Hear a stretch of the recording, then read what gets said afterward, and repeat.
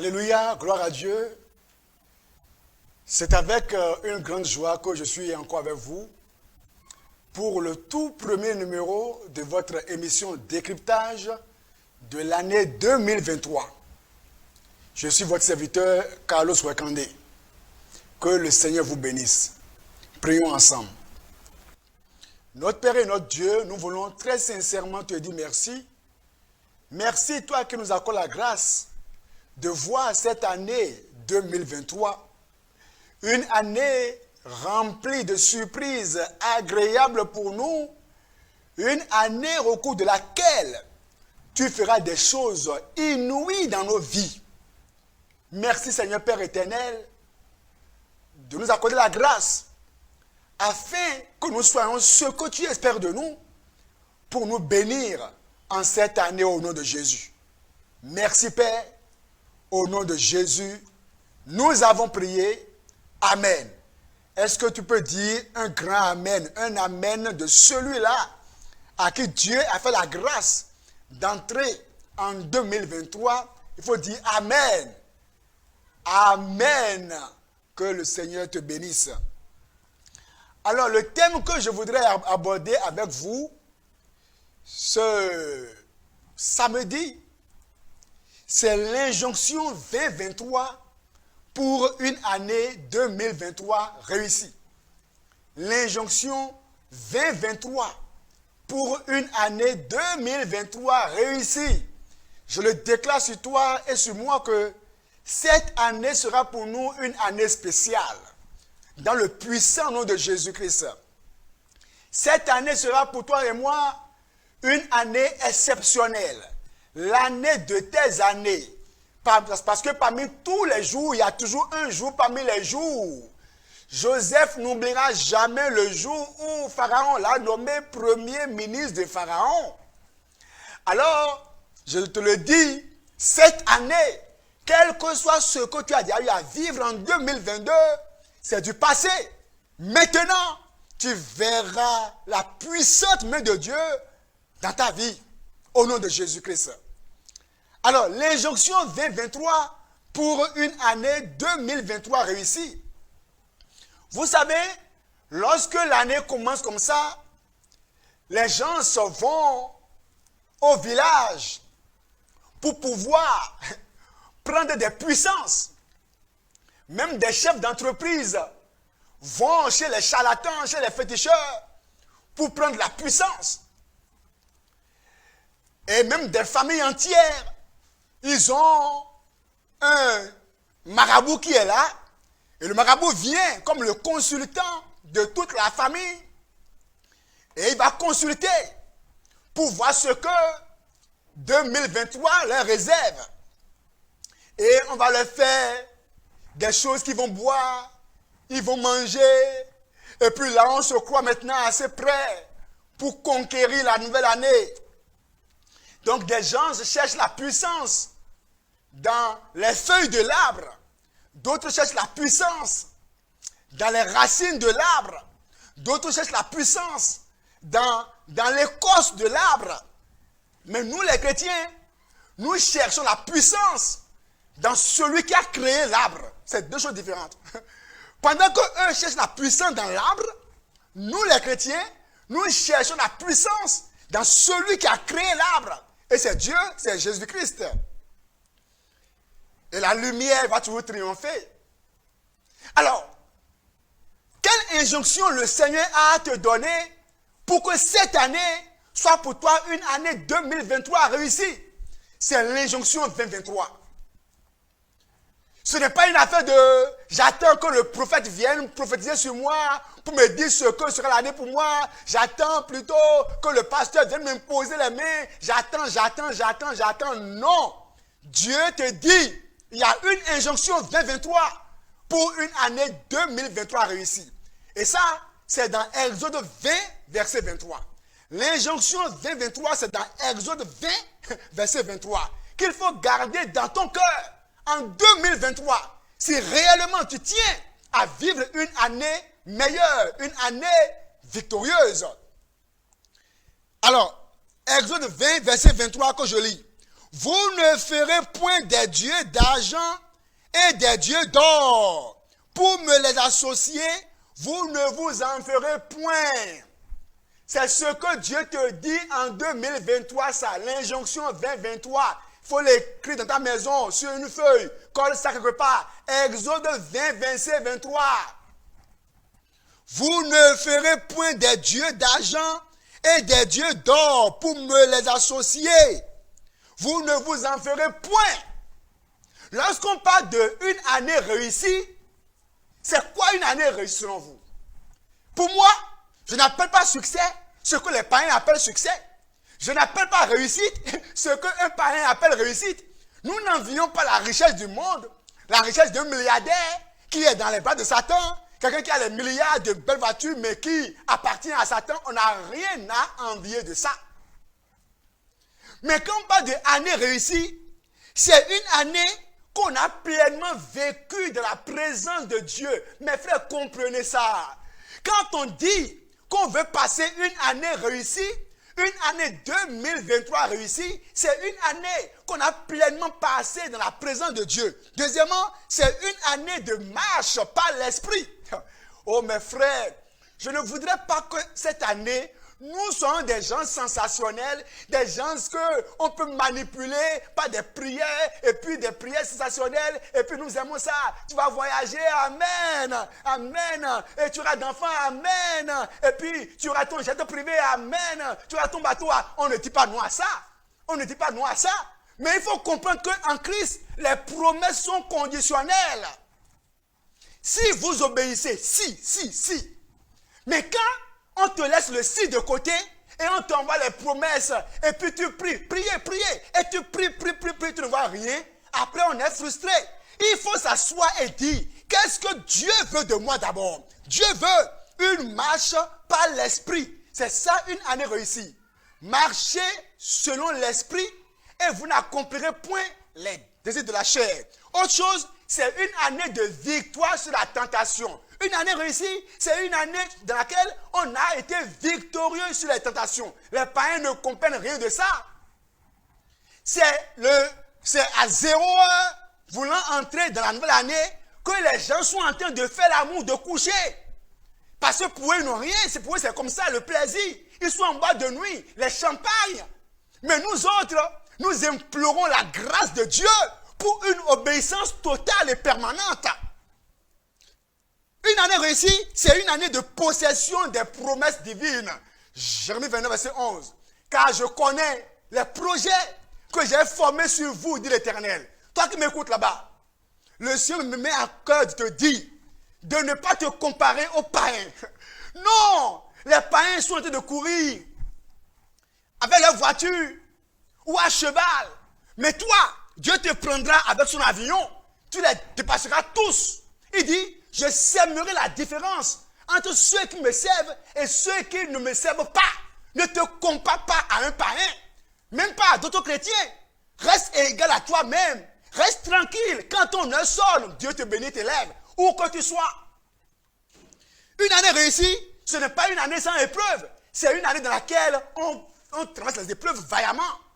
Alors, lorsqu'on parle de l'injonction 2023 pour une année réussie, c'est Exode 20, verset 23. Dieu dit, vous ne vous ferez point des dieux étrangers.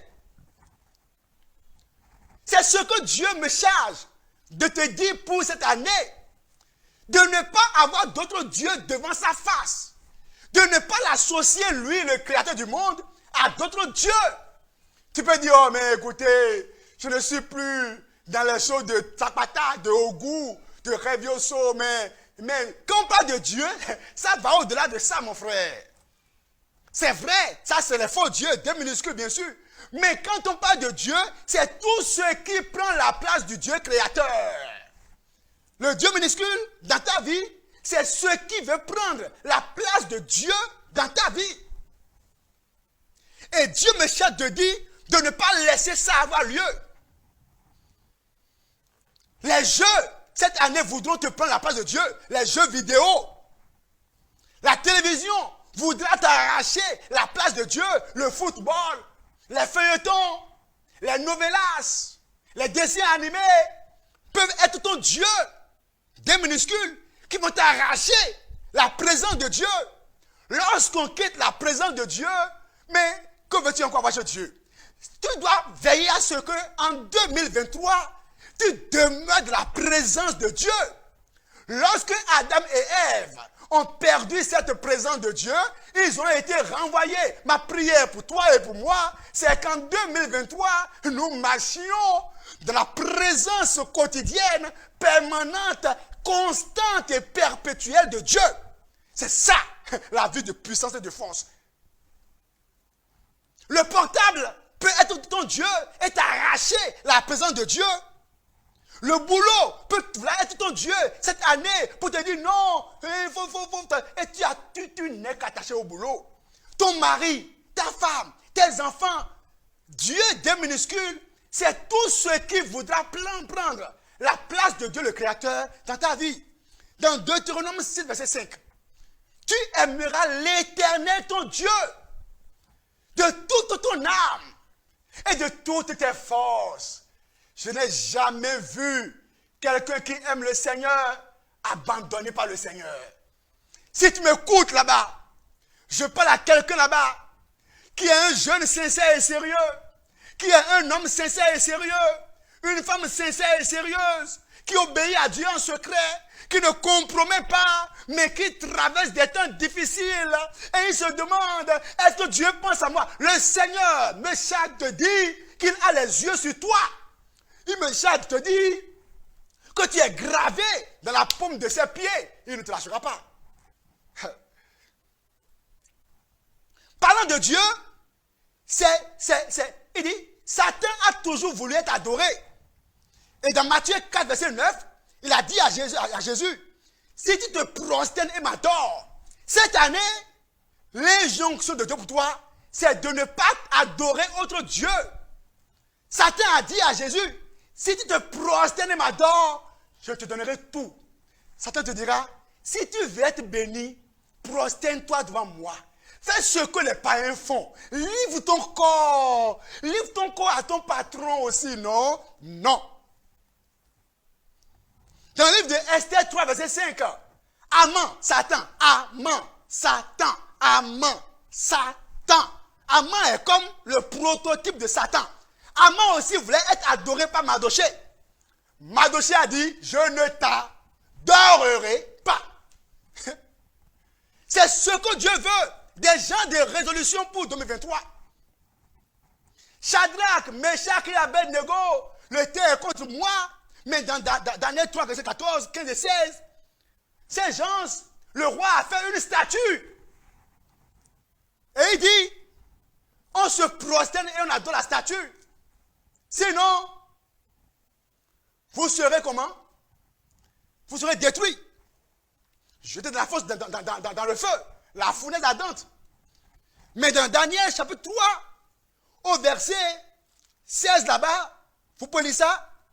Ils ont dit au roi, écoute roi, tu nous menaces que si on n'adore pas la statue, eh bien, que quoi? Que tu vas nous envoyer dans la fournaise ardente. Nous là, on ne va pas adorer ta statue. J'aime trop ce passage-là. Daniel 3, verset 16. Shadrach, Meshach et Abednego répliquaient au roi Nebuchadnezzar, nous n'avons pas besoin de te répondre là-dessus. Voici notre Dieu que nous servons peut nous délivrer de la fournaise ardente et il nous délivrera de ta main au roi. Sinon, sache au roi que nous ne servirons pas tes dieux.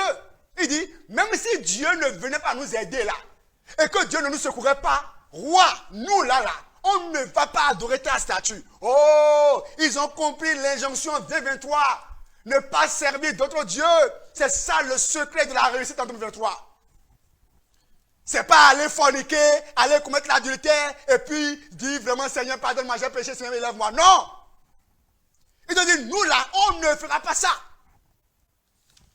C'est ce que Dieu veut ça. Ils ont refusé. Même si Dieu ne veut pas à notre secours, on ne fera pas ça. Alors, quand on parle de l'injonction 2023, de Exode 20, verset 23, qui dit, vous ne servirez pas d'autres dieux, vous n'allez pas les associer à moi, c'est ce que Dieu me charge de dire pour cette année ça. Mais quand on parle de Dieu, c'est quoi en réalité? Tu ne dois pas te prosterner cette année devant le Dieu de la désobéissance. Même si tout le monde est en train de désobéir à l'église, et tu vois même les enfants des pasteurs, les enfants des dirigeants qui ont des vies de péché secret, toi, tu ne vas pas te prosterner devant le Dieu de la désobéissance. Deuxièmement, le Dieu de mondanité. Un Jean de 15 à 17. Dans ton habillement, dans ton langage, les musiques que tu écoutes, les chants que tu écoutes, ton style, ta coiffure, non. Des gens qui te disent chrétiens, mais se tressent les cheveux des hommes qui se tressent les cheveux. Et on peut chanter, dire qu'on est rempli d'onction. Dieu n'a pas égard à ton onction. Dieu a égard à ton obéissance. Il ne faut pas être talentueux, chanter pour les gens, faire leur joie et aller en enfer. Personne n'est au-dessus de la parole de Dieu, quelle que soit l'onction qui coule sur toi. Donc il faut éviter la mondanité. Autre chose, le Dieu de l'incrédulité. Tu dois croire aux promesses de Dieu. Autre chose, c'est l'inquiétude. Tu ne dois pas te laisser à l'inquiétude. Matthieu 6, 33. Ne vous inquiétez de rien. Mon frère, le chrétien est l'homme le plus heureux au monde. Ne t'inquiète de rien cette année. Le Dieu du portable, il faut t'en libérer. La dépendance du portable, non.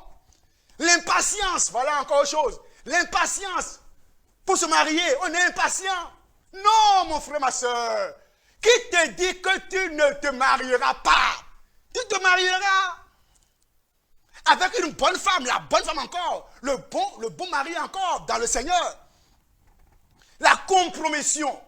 Tu ne vas pas compromettre ta foi à cause de l'argent. Le temps, écoute-moi, sinon, j'allais vous raconter une histoire, vous allez voir. Mais ne compromets pas. Il y a une soeur comme ça, l'homme, son patron a dit, couche avec moi. Couche avec moi. Elle a dit, patron, je ne ferai jamais ça. Elle a démissionné. Quelque temps après, Dieu l'a élevée. Elle a eu un très grand emploi, bien payé. Il y a un frère comme ça, lui, son papa a dit, si tu n'adoptes pas les fétiches comme moi, je t'arrache la moto que j'ai donnée. Il a laissé la moto au papa et il est parti. Aujourd'hui, il est un grand dans la vie. Il a sa voiture, ses parcelles. Dieu l'a béni. La statue aussi, mais le Dieu de la paresse. Pas dire non, cette année-là, je vais jeûner et prier et Dieu me lèvera. Il faut travailler aussi. Il y a des chrétiens paresseux, c'est pas bon à entendre. Chrétiens paresseux, c'est un contraste. Des chrétiens paresseux, oisifs. Ils m'ont dit, oh, vraiment, dans l'église, là, il n'y a pas l'amour. Il n'y a pas l'amour. Il n'y a pas l'amour parce que le pasteur ne donne pas d'argent aux gens. Là, le gars qui a la voiture, là, il m'a jamais donné de l'argent. Mon frère va travailler. Cette année, ne te prosterne pas devant le Dieu de la paresse. Il faut aussi éviter la procrastination. Le fait de remettre à demain ce qu'on doit faire aujourd'hui. Sois un homme de prière. Un homme de prière, de consécration. Un homme qui travaille, un battant. Quelqu'un a dit, mon secret, quand je prie, je prie. Quand je dors, je dors. Quand je travaille, je travaille. Quand tu veux être spirituel, mon frère, sois spirituel cette année. Mais aussi, sois travailleur. Ne te prosterne pas devant le Dieu de ce monde. L'injonction V23, c'est quoi alors? Eh bien, ne sers pas Satan en cette année. Consacre-toi à Dieu. Obéis à sa parole. Bats-toi pour son œuvre. Travaille. Sois dynamique. Et il te bénira. Alors, sois béni.